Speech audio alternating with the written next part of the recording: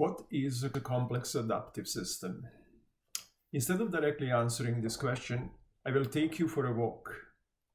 Just down from our house, I go every day for a walk by Medway Creek. I like standing at some spots, watching the water and listening the sound used by the creek to teach me a lesson of life. You may ask, what is the goal of the walk? It is to understand the creek as a natural stream of water flowing in a channel to another such a stream or lake or a sea. Why is it there? What is it doing? How it's changing? Can it be controlled? Okay, let us describe the system. What is a creek? Simple or complex system? A complex system is usually defined as a system containing many interactive elements. What the Medway has to say. Take some water from the creek. If we look at very closely, we see nothing but water, smooth, continuous, relatively simple picture.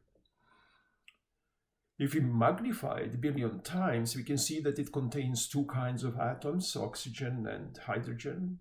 They look stuck together, so we can consider creek to be a simple system. Medway responds, wait, no, my molecules are continuously jiggling and bouncing. Consider just the winter time. Intricate patterns of ice crystals are forming on the surface of the water, and we might be ready to talk about complexity. So the same system can appear to be simple and complex. I'm an engineer, water resources engineer. I build models of water systems and then use them to simulate their behavior. I use hydrology to find out how is the Medway flow formed. I model hydrologic cycle, precipitation, evaporation, infiltration, runoff as function of time alone at particular location. I can also use distributed hydraulics theory to calculate flow as a function of space and time throughout the system. Medway, for example, offered an example of hydraulic jump. I can model it using hydraulic calculation governed by continuity and momentum equations. Medway continues talking to me. This is far from all, man. There are so many interactions around me. Springtime is here. Snowmelt and spring rain are creating flooding conditions. I remember very angry Medway in the spring of 2006 when all the walking paths around the creek were under the water. In the springtime, the nature nurtured by Medway's water is waking up. Rainbow trout from Great Lakes arrives somewhere in May and April, searching for perfect spawning grounds. Approximately the same time, the ducks and geese arrive too, and fuzzy chicks are becoming local attractions in June and July. In the summer, flows are receding. At some locations, I can see blue-green algal blooms. Bad sign, dangerous conditions. Blue-green algal blooms in Medway Creek are caused by agricultural runoff.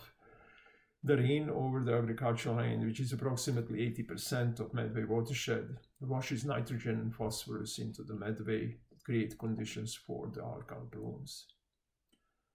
In the fall, the colors start overwhelming the Medway. Beautiful colors attract many visitors from all around the city. Visiting Medway, environmentally significant area, allows many people to get in touch with the nature. In winter, Medway is getting ice cover. Kids interact with the river differently. Hockey is the name of the game. Just below our house is Iroquois village, situated on a plateau just overlooking the confluence between the Medway and Snake Creeks.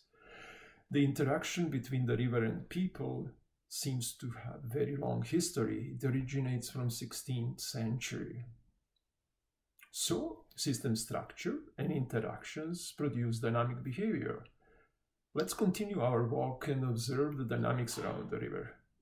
We can clearly observe the change in flows from season to season, from low winter flows to high spring flows. The river voice is telling the story of moving water. Plants and forests around the river also show dynamic changes. Their internal alarm clocks tell them when to wake up from winter and start to open their buds. In the fall, the leaves stop their food-making process. The chlorophyll breaks down, the green color disappears, and the yellow and orange colors become visible and give the leaves a part of the fall splendor. During the winter, trees rely on dormancy process to survive until next spring. So we arrive at the end of our short walk. Did the creek answer the question? The answer seems to be the following. It seems more natural to speak about complex behavior rather than define complex system. The study of such behavior can reveal some common characteristics among different classes of systems and allow us to arrive at a proper understanding of complexity as an idea based on our experience, but somehow related to various manifestations of life. That is the lecture offered by the Medway Creek.